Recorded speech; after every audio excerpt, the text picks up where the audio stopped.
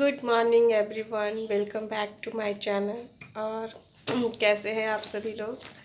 आशा करती हूँ आप सभी लोग अच्छे होंगे, सेहतमंद होंगे और खुशहाल होंगे। हम लोग भी यहाँ पे सब ठीक हैं, बस थोड़ी सी मेरी तबीयत ठीक नहीं है। मुझे ना कोल्ड हो रखा है, तो थोड़ा बहुत गले में खराश है। तो ये मेरी बेटी, गुड मॉर्निंग, गुड मॉर्निंग। हाँ हाँ, ये भी आप लोगों से कुछ कहना चाहती है। ये आप लोगों को गुड मॉर्निंग बोल रही है अपने लैंग्वेज में। बोल दो बेटा। हम्म।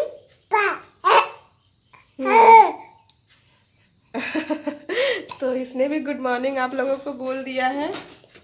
और ये देखिए मेरे घर का हालात अभी क्या हाल है। कपड़ों का ढेर। इस तरफ देखिए, अभी टाइम हो गया है। आज मम्मी घर पर है नहीं, मम्मी गई है डिगवाडी कुछ काम से। और ये जो आप इतने सारे कपड़ों का ढेर देख रहे हैं, आज मैंने अपना बॉक्स पलंग खोला था और ये कपड़ों का पिटारा निकाला है मैंने।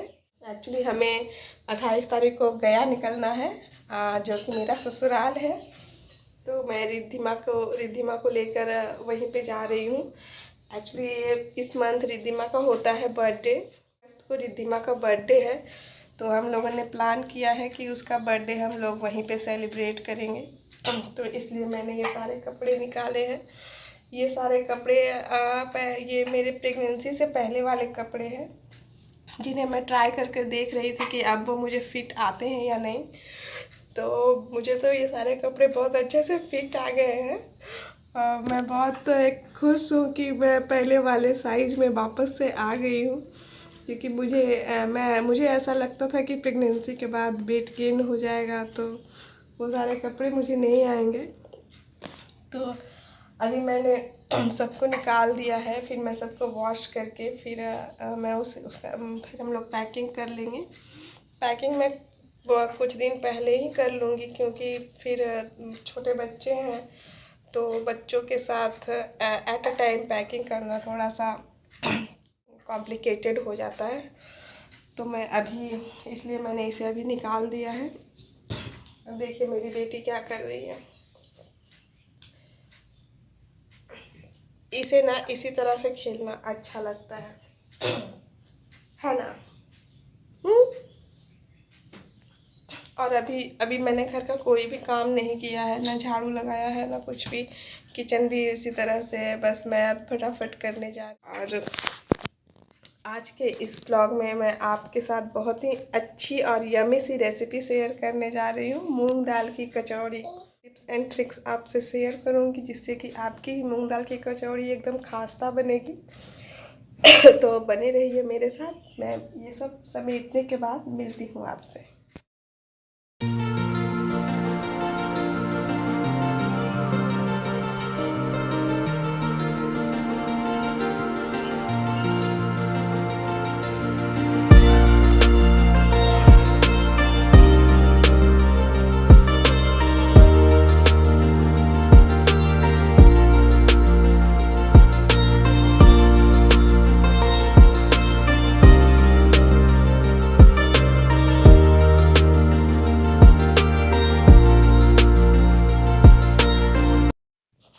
ये ब्लॉग तो मेरा है वैसे संडे का, पर मैं इसे अपलोड कर रही हूँ थोड़ा लेट से। ये ब्लॉग आपको देखने को मिलेगा आई थिंक वेडनेसडे को, क्योंकि ब्लॉग शूट करने के टाइम में मेरी तबीयत तो ठीक थी ही नहीं। थोड़ी बहुत ठीक थी, तो मैंने ब्लॉग तो शूट कर लिया, पर उसके बाद मेरी बेटी का तबीयत बहुत ही ज़्यादा ख़राब हो गया। उसे लेकर मैं हॉस्पिटल, तो कभी दूसरे डॉक्टर के पास, कभी दूसरे हॉस्पिटल, मेडिसिन, इसी में मेरा समय भी लग गया। मैंने वीडियो भी एडिट नहीं कर पाया था, तो इसलिए मैंने वीडियो लेट से एडिट किया है, तो मैंने इसे लेट से पोस्ट किया है। तो लेट से उठने की वजह से हमारा सारा काम लेट हुआ है, और लेट होने के कारण हमें लग गई है जोरों की भूख। तो अभी मैंने कुछ बनाया नहीं था और भूख भी ज़ोरों से लग गई थी, तो मैंने फटाफट सोचा कि क्या मेरे पास ब्रेड रखे थे, तो हस्बैंड ने बोला चलो ब्रेड सैंडविच ही बना लो, वही अभी खा लेंगे, फिर बाद में मूंग दाल की कचौड़ी का प्रोग्राम रखते हैं। लेकिन कचौड़ी में तो मेरा शाम हो गया, मैंने शाम को ही कचौड़ी बनाया है। अभी मैं फटाफट ये ब्रेड सैंडविच बनाकर अभी यही हम लोग ब्रेकफास्ट में कर लेंगे। यहाँ मैंने पैन गैस पे चढ़ा दिया है। इसमें मैंने डाला है 1 चम्मच तेल। इसमें फिर मैंने पंचफोरन का तड़का लगाया है और इसमें मैंने कटी हुई वेजिटेबल्स ऐड कर दिया है। आप इसमें अपनी पसंद के अनुसार कोई भी वेजिटेबल्स ऐड कर सकते हो। मेरे पास गाजर और बीट रखे हुए थे, तो मैंने उसे इसमें ऐड कर दिया है। ये मैं आलू का सैंडविच बना रही हूँ, आलू और गाजर बीट का। आप आलू के साथ कोई भी वेजिटेबल्स, सीजनल वेजिटेबल्स यूज कर सकते हो। अगर आपके पास मटर है तो आप उसे भी यूज कर सकते हो, बीन्स है तो वो भी यूज कर सकते हो, कैप्सिकम ये सब मेरे पास वो सब अवेलेबल नहीं था। अच्छा, मैंने इसी का सैंडविच बनाया। फिर इसमें मैंने सब्ज़ी मसाला, हल्दी, मिर्च का पाउडर, आमचूर, चाट मसाला सारे स्वाद अनुसार मैंने ऐड कर दिए हैं अपने अकॉर्डिंग।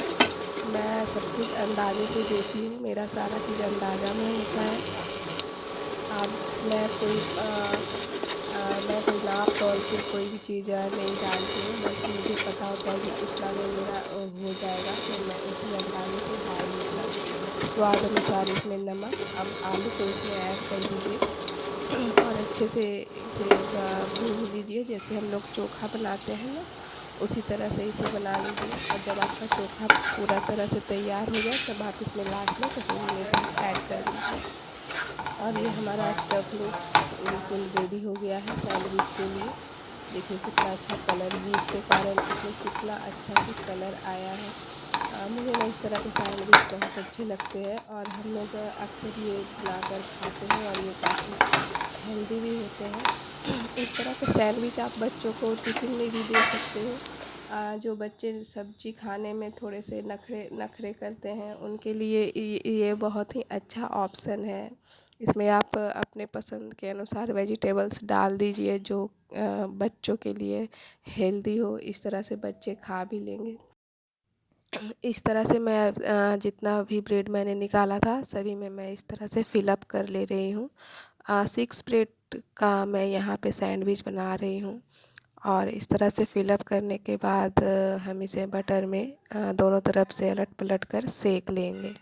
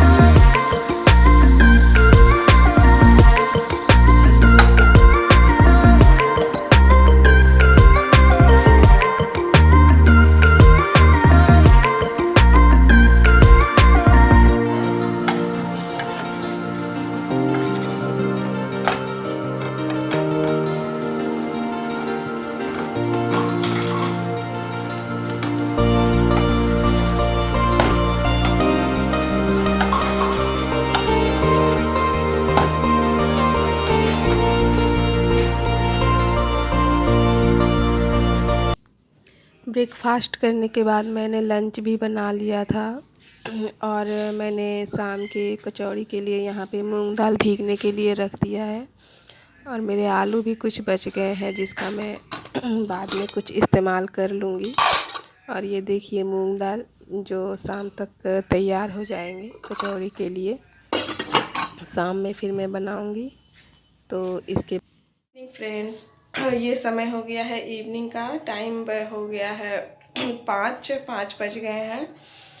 और सुबह मैंने जो भी शूट किया था उसके बाद मेरी तबीयत फिर से थोड़ी सी अच्छी नहीं लग रही थी, तो मैंने वही ब्रेड सैंडविच का नाश्ता हम लोगों ने वही कर लिया।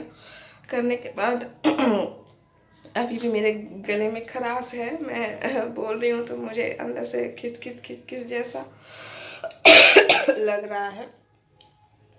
तो आज दोपहर में भी हमने एकदम बहुत ही सिंपल सा लंच किया, दाल चावल और चोखा मैंने कर लिया था, वही मैंने बनाया। उसके बाद मैं सो गई थी, मैं मेरी बेटी के साथ, वो भी सो गई थी। अच्छी खासी देर हम लोग सो गए हैं। आज हम लोग का मॉर्निंग भी लेट हुआ, घर में भी हम लोग सो गए हैं।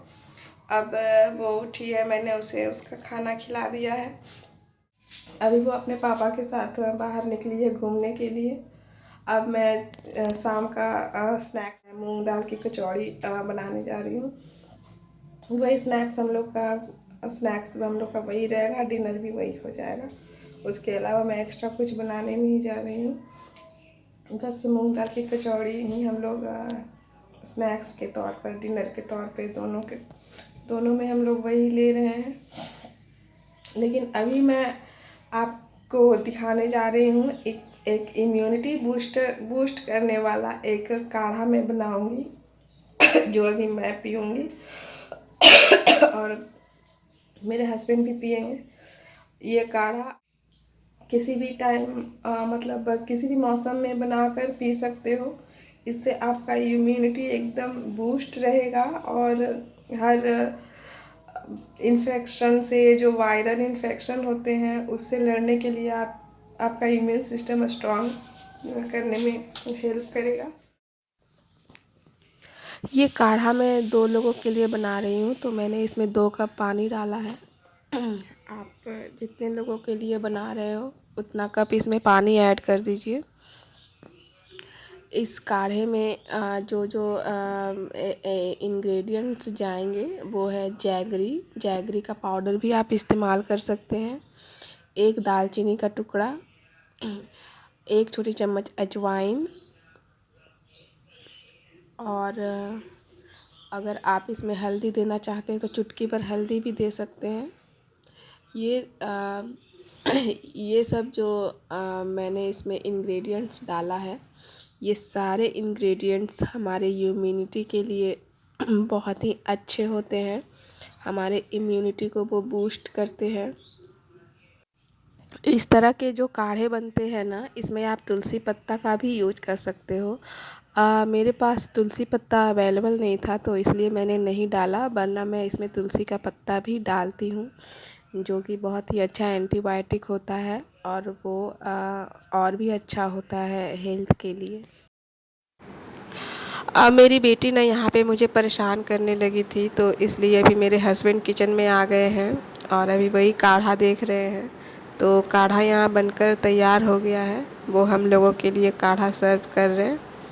ये देखिए काढ़ा भी उबाल आ गया है काढ़ा में। तो अभी मैं और मेरे हस्बैंड काढ़ा पिएंगे, उसके बाद मैं किचन में लगूंगी मूंग दाल का कचौड़ी बनाने के लिए। तो चलिए तब तक काढ़ा पी लेते हैं और थोड़ी आपसे बातें भी कर लेती हूँ। मैं इस काढ़े के बारे में आपसे कुछ बातें करना चाहती हूँ। एक्चुअली ये काढ़ा हम लोग जब से कोविड आया है ना, तब से इस काढ़े का यूज हम लोग कर रहे हैं। जब कोविड का फर्स्ट वेव आया था ना, तब मेरी ड्यूटी सदर हॉस्पिटल में पड़ा था मेरा ड्यूटी, और मुझे जनरल वार्ड में दिया गया था। मैं इतनी डर के वहाँ पे मैंने इतने डर के ड्यूटी किया है, तब इसी काढ़े ने मेरी इम्यूनिटी को बनाए रखा और भगवान की कृपा से मुझे अभी तक कोविड नहीं हुआ। मैं कोविड से इन्फेक्टेड नहीं हुई, ना ही मेरे घर में ना ही मेरे घर में कोई हुआ, क्योंकि हम लोगों ने इस काढ़े का यूज लगातार करते रहे हम लोग। मैं हमेशा 2 टाइम ये काढ़ा बनाकर पीती थी, और ये काढ़ा पीकर ही मैं ड्यूटी जाया करती थी। तो थोड़े बहुत मुझे इन्फेक्शन हुए थे, पर वो उतने ज़्यादा भयावह नहीं था, भयभीत उतना नहीं था। जब मैंने और भी लोगों को देखा है कोविड से लड़ते हुए, बहुत ही डरावना स्थिति था वो। मैं कैसे कैसे करके मैंने ड्यूटी किया ये मैं ही जानती हूँ। पर इस काढ़े ने हमारी बहुत मदद की, हमारी इम्यूनिटी को बहुत बढ़ाया, और हम लोग कोविड से इसके कारण लड़ पाए। तो इसलिए मैं इस काढ़े का यूज अब हमेशा करती हूँ। अभी भी बरसात का मौसम है तो हमें सेफ़ रहना है, घर में बच्चे हैं छोटे उसके लिए, इसलिए मैं इस काढ़ा का यूज हमेशा करती हूँ। आप लोग भी इस काढ़े का यूज कीजिए। इनफैक्ट ये चाय से भी अच्छा ऑप्शन है। चाय से तो हमें नुकसान ही होता है, पर इससे हमें कोई नुकसान नहीं है। इसलिए प्लीज़ आप लोग भी काढ़े का यूज कीजिए और सेफ़ रहिए। आप लोगों ने अगर मेरा लास्ट ब्लॉग देखा होगा तो मैंने उसमें सत्तू का कचौड़ी बनाया था। बस इसकी भी स्टफिंग सेम उसी तरह से बनेगी जैसे सत्तू का मैंने बनाया था। और मूंग दाल में भी सत्तू मैं थोड़ा सा ऐड करूँगी, इससे ना कचौड़ी का स्वाद और उभर कर आएगा। तो यहाँ पे मैंने पैन गर्म होने के लिए चढ़ा दिया था, और जैसे ही पैन गर्म हुआ मैंने उसमें 2 बड़े चम्मच तेल डाला सरसों का। उसके बाद इसमें मैंने पचफोरन का तड़का लगाया, फिर 1 छोटी चम्मच हल्दी का पाउडर, 1 छोटा चम्मच लाल मिर्च का पाउडर, और फिर सत्तू मैंने ऐड कर दिया। आप सत्तू अपने अकॉर्डिंग इसमें डाल सकते हैं। मैंने जितना मूंग दाल लिया था उतना ही मैंने सत्तू भी डाला, क्योंकि दोनों की क्वांटिटी बराबर होनी चाहिए। उसके बाद उसे अच्छे से मिलाने के बाद फिर आप उसमें जो भिगोए हुए मूंग दाल हैं वो आप इसमें ऐड कर दीजिए, और अच्छे से दोनों को मिला लीजिए, एकदम अच्छे से कंबाइंड हो जाए। तब तक आप इसे चलाते रहें, और फिर इसमें स्वाद अनुसार आप नमक ऐड कर दें। मैं सब कुछ यहाँ पे अंदाजे से डाल रही हूँ, क्योंकि मुझे बनाते बनाते अंदाज़ा हो गया है कि किस में कितना पड़ेगा तो स्वाद आ जाएगा। अगर आप बिगनर हैं तो आप मेजरिंग कप का इस्तेमाल कर सकते हैं, वरना आप भी अपने अंदाज के अनुसार डेली बेसिस पे जिस तरह से आप बनाते हैं आप इसमें मसाले ऐड कर सकते हैं। और यहाँ पे ये हमारी स्टफिंग बिल्कुल हो गई है रेडी। हमें इसी तरह से स्टफिंग रखनी है, ज़्यादा इसे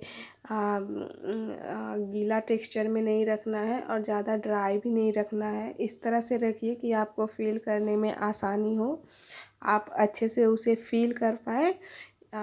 अब हम चल बढ़ते हैं आगे की ओर। यहाँ पे हम कचौड़ी के लिए आटा लगा लेते हैं।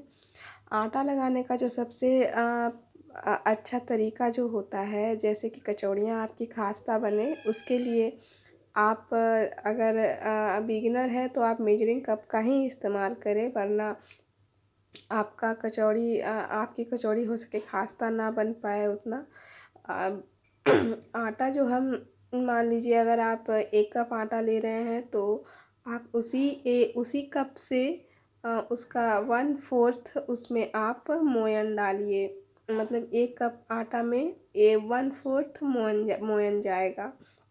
और मैं यहाँ पे मैंने पहले भी बताया है कि मैं ज़्यादातर चीज़ें अपने अंदाज के अनुसार करती हूँ। तो यहाँ पे मैंने अपने अकॉर्डिंग मैदा ले लिया है, और उसके अनुसार मैंने उसमें रिफ़ाइन भी ऐड कर दिया है। अब इसमें मैं एक चुटकी भर सोडा डालूँगी और स्वाद के अनुसार नमक और अजवाइन मंगरेला मैं इसमें ऐड कर दूँगी। और फटाफट मैं अभी यहाँ पे आटा लगा लेती हूँ। आटा लगाने के बाद हमें इसे आधे घंटे के लिए रेस्ट पे छोड़ना है, ये बिल्कुल मस्ट है। एकदम ये स्टेप ज़रूर फॉलो कीजिएगा। इस तरह से आप आटे को आधे घंटे के लिए छोड़ दें, तब उसके बाद आपकी कचौड़ियाँ एकदम से खास्ता निकलेगी। मैंने जो जो आपको ट्रिक्स एंड टिप्स बताए हैं, अगर आप वो सारे फॉलो करेंगे तो आपकी कचौड़ियाँ भी बिल्कुल बाज़ार की तरह खास्ता बनेंगी।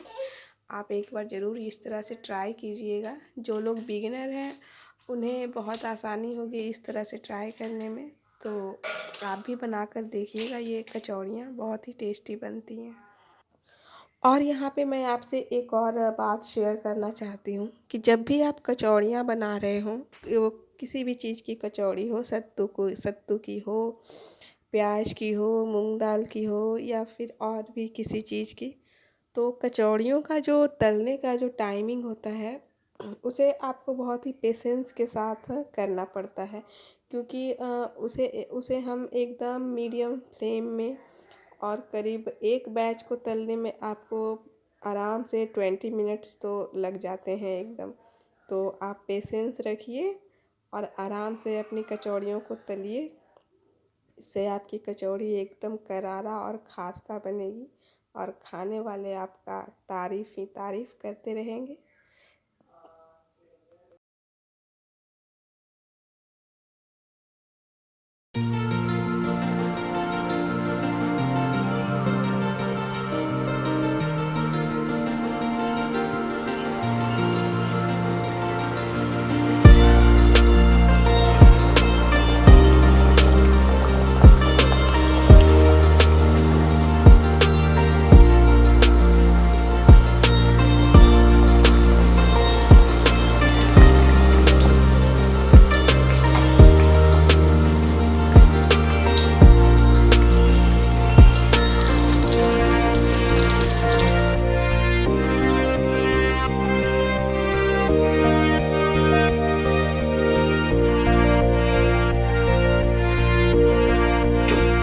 तो ये देखिए यहाँ पे कचौड़ियाँ कितनी खिली खिली बन रही है, एकदम फूली हुई लग रही है ना, बिल्कुल बाजार की तरह कचौड़ी।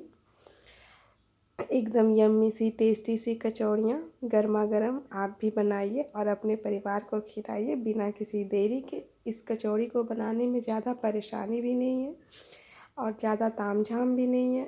एकदम कम इंग्रेडिएंट्स में आपके ये कचौड़ी बन जाते हैं। और अभी चूँकि सावन का महीना चल रहा है, तो इसमें ना लहसुन की ज़रूरत है ना प्याज की ज़रूरत है।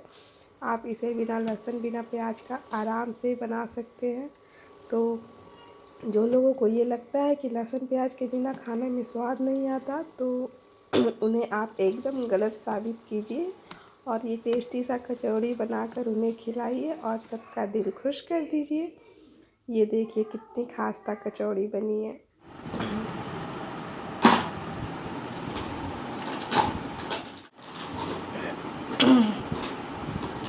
कैसा है?